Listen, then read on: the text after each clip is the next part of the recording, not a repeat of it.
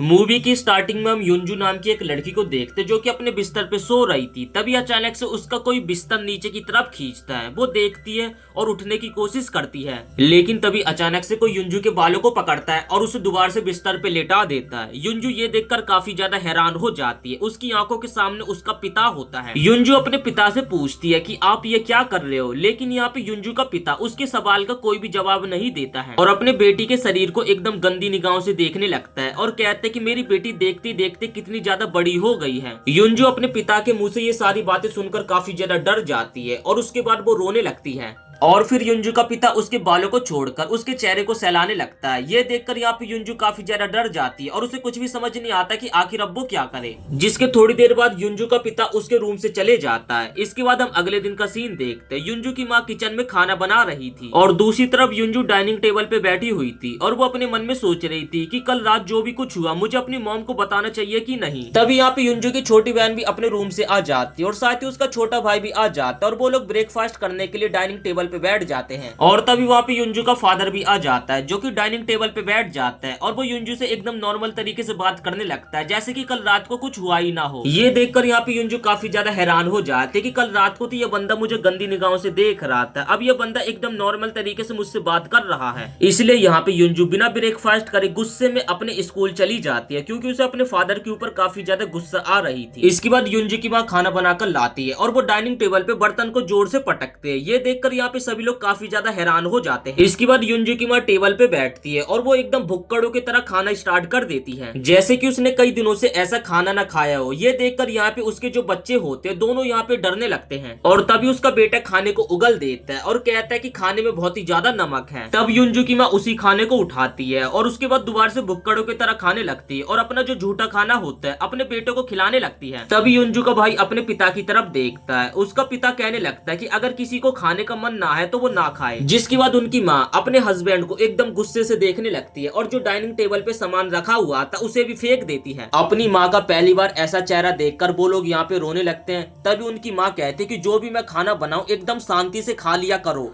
और इतना कहकर उनकी जो माँ होती है एकदम चुड़ैल की तरह चिल्लाने लगती है और ये देखकर जो उसका बेटा होता है वो रोने लगता है। अब सवाल ये है कि इन सब के साथ ये सब हो क्या रहा है। ये सब इनके साथ तब से शुरू हुआ है जब से इन लोगों ने इस नए घर में रहना स्टार्ट करा है। तब से इन लोगों के साथ ये अजीबोगरीब घटनाएं होने लगी है। जैसी रात के 10 बजते हैं तो युंजू का पिता युंजू के रूम में जाता है और उसे घंटों तक एकदम गंदी निगाहों से निहारता रहता है। जब सोनबू बाथरूम में नहा रही होती है तो उसे लगता है कि बाथरूम के बाहर कोई खड़ा हुआ है। जैसे वो सोप को साफ करती है तो यहाँ पे उसकी बहन युंजू होती है। इसके बाद युंजू अपनी बहन को अपने रूम में लेकर आती है और उसे अपनी सारी चीजें बताने लगती है कि किस तरीके से उसका पिता रात होते उसके रूम में आता है और उसे एकदम गंदी निगाहों से निहारने लगता है। अब ये सुनकर यहाँ पे सोनबू काफी ज्यादा हैरान हो जाती है कि आखिर उनका पिता ऐसा कैसे कर सकता है। तभी उनका पिता भी वहाँ पे आ जाता है जिसने छुपके से उन दोनों की सारी बातों को सुन लिया था और फिर वो एक चाकू को उठाता है और उसके बाद यहाँ पे अपनी दोनों बेटियों के ऊपर हमला कर देता है। लेकिन सोनबू अपने पिता को धक्का देती है और उसके बाद वो दोनों रूम से बाहर भाग जाते हैं। लेकिन तभी उनका पिता एकदम मिस्टर इंडिया की तरह उनके सामने आ जाता है जिसके बाद वो सोनबू के बालों को पकड़ता है और उसे उठाकर दूर फेंक देता है। तब यहाँ पे सोनबू सीढ़ियों में गिरकर वहीं पे बेहोश हो जाती है। ये देखकर यहाँ पे युंजू काफी ज्यादा डर जाती है और उसके बाद वो अपने पिता से बचने के लिए एक कोने में आकर छिप जाती है। तब यहाँ पे युंजू का पिता युंजू को ढूंढने लगता है और इस बार तो उसके हाथों में चाकू की जगह एक हथौड़ा होता है। शायद से वो इसी हथौड़े से युंजू को मारेगा। तब यहाँ पे सोनबू की भी आंखें खुल जाती है और उसके बाद वो अपनी बहन को ढूंढने लगती है और जैसे वो पीछे मुड़कर देखती है तो उसके पीछे उसका पिता खड़ा होता है और उसके हाथ में एक हथौड़ा होता है। वो उस हथौड़े से सोनबू के ऊपर हमला ही करने वाला होता है। तभी यहाँ पे युंजू जोर से चिल्ला देती है। तब यहाँ पे युंजू का पिता एक ही पोजीशन में खड़ा हो जाता है। इसके बाद युंजू एक बैट को उठाती और अपने पिता के सर पे 2 बार हिट कर देती है, लेकिन उसके पिता को यहाँ पे कुछ भी नहीं होता है। लेकिन इस चीज से ये बंदा काफी ज्यादा गुस्सा हो जाता है और उसके बाद वो युंजू के ऊपर उस हथौड़े से हमला ही कर देता है। लेकिन यहाँ पे युंजू नीचे झुक जाते और उससे बच जाती है। तब यहाँ पे ये बंदा एकदम शांत हो जाता है और उसके बाद हम देखते हैं कि नीचे से इनका जो असली पिता होता है वो यहाँ पे आने लगता है और इन लोगों के असली पिता को देखकर ये बंदा यहाँ से खिसक जाता है। तब वो अपनी बेटियों की तरफ देखता है जो कि दोनों उससे डर के मारे पीछे की तरफ हट रही थी। तब उनका पिता यहाँ पे दीवार पे हुआ एक बड़ा सा छेद देखते हैं और उन दोनों से पूछने लगते हैं कि क्या तुम दोनों यहाँ पे लड़ाई कर रही थी, लेकिन वो दोनों यहाँ पे कोई भी जवाब नहीं देती है। जिसके बाद उन दोनों का यहाँ पे छोटा भाई आ जाता है। वो दोनों अपने भाई को यहाँ से भागने के लिए कहने लगती है। तभी पीछे से उनकी माँ आती है जो कि अपने हाथ में उस हथौड़े को उठा लेती है और उसी हथौड़े से यहाँ पे अपने हस्बैंड के ऊपर हमला कर देती है। अपनी वाइफ को वो यहाँ पे चिल्ला चिल्ला कर रोकने लगता है, लेकिन उसकी वाइफ तो यहाँ पे उसकी बिल्कुल भी बातें नहीं सुन रही थी और उल्टा उसे धक्का देकर दूर कर देती है। जिसके बाद वो यहाँ पे काफी स्कैरी स्माइल देती है और फिर कांच के ऊपर चलकर अपने रूम में चली जाती है। तब यहाँ पे जो उनकी रियल मॉम होती है वो ऊपर आती है और यहाँ का नजारा देखकर काफी ज्यादा हैरान हो जाते क्योंकि यहाँ पे सब कुछ एकदम तहस नहस था। लेकिन जो यहाँ पे सब कोई होते हैं वो अपनी मॉम से यहाँ पे काफी ज्यादा डरने लगते हैं। जिसके बाद जो युंजू का पिता होता है वो उसी रूम को खोलने लगता है,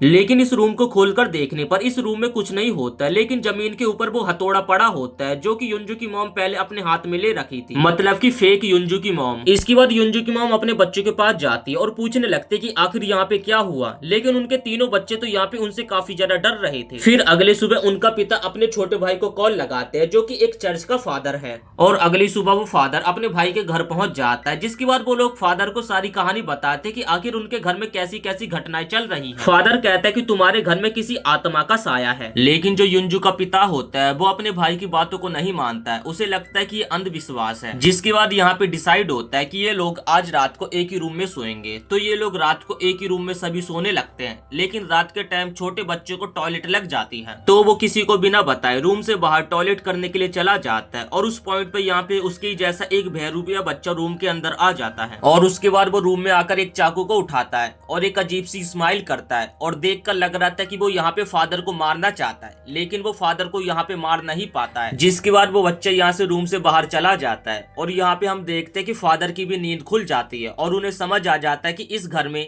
किसी भूत प्रेत या आत्मा का साया है, लेकिन वो इस पिशाच से अकेले नहीं लड़ सकते थे। जिस कारण सुबह होते ही वो अपने से सीनियर फादर को कॉल लगाते हैं और उन्हें सारा मैटर बताते हैं और कहने लगते हैं कि मुझे एक फादर्स की टीम चाहिए है। जिसके बाद यहाँ पे फादर्स की मीटिंग होती है और वो लोग डिसाइड करते हैं कि आखिर उस घर से उस पिशाच को कैसे निकाला जाए, तो इसलिए हम वहाँ पे एक्सोर्सिज्म करेंगे। अगले दिन होते ही फादर्स की टीम निकल जाती है उस फैमिली की मदद करने के लिए, और यहाँ पे जो युंजू के फादर का जो भाई होता है उन्हें लेने के लिए आया था। जब वो लोग कार से घर की तरफ जा रहे होते हैं तभी उनकी कार के सामने एक कौवा आ जाता है, और साथ ही यहाँ पे उनकी गाड़ी का जो ब्रेक होता है वो भी फेल हो जाता है, जिससे उनकी कार का बैलेंस बिगड़ने से उनकी कार यहाँ पे एक खाई में गिर जाती है। और दूसरी तरफ यहाँ पे युंजू का पिता सोनबू को एक बेड से बांध देता है। बच्चों की माँ यहाँ पे अपने हस्बैंड को समझाने की कोशिश करती है, लेकिन उसका हस्बैंड कहता है कि ये हमारी फैमिली की भलाई के लिए ही है। फिर आधी रात को फादर खून से लथपथ वापिस घर आते हैं और अपने भाई को बताते हैं कि सारे फादर मारे जा चुके हैं और अब जो भी कुछ करना है वो हमें ही करना होगा। लेकिन फादर को एक्सोर्सिज्म करने में थोड़ा डर लग रहा था, क्योंकि उसने लास्ट बार जब एक्सोर्सिज्म करा था तो उस आत्मा ने उसकी पूरी फैमिली को मार दिया था,